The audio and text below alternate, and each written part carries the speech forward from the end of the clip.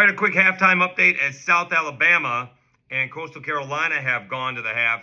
South Alabama has taken a 14-7 lead, both teams scoreless in the first quarter, and South Alabama has gotten a little bit of running going in the second quarter. Ted Hudson is 8 out of 16 for 54 yards and a touchdown pass. South Alabama leads Coastal Carolina 14-7 at half. Embarrassing performance by the Louisiana Raging Cajuns. All right, Eastern Michigan is one of the worst FBS football teams in America, and the Cajuns lost to them 34-31. They did come back and tie the game up, but again, they are averaging more on the ground than they are in the air, and yet they still want to throw the football.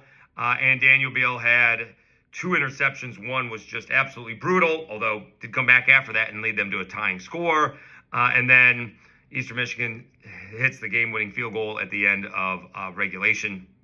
Just a bad loss for the Louisiana Raging Cajuns. There is no sugarcoating that. On the other hand, Troy, 21-17, beats Buffalo with 21 fourth-quarter points. They didn't get 1. They didn't get 2.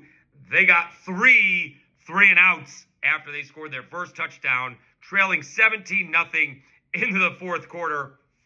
Or after, actually, Buffalo kicks a field goal, and Troy ends up scoring 3 straight touchdowns. Half their yardage in the ball game, or actually more, came in the fourth quarter. What an impressive comeback by the Troy Trojans. Meanwhile, Southern Miss has their handful with La Tech. Braylon Braxton has just thrown what was an absolutely brutal pick 6 on what was a little short pass, and Southern Miss is trailing La Tech 23-10. It is interesting when the other team doesn't give you the ball, how much more difficult it is to win the game. All right.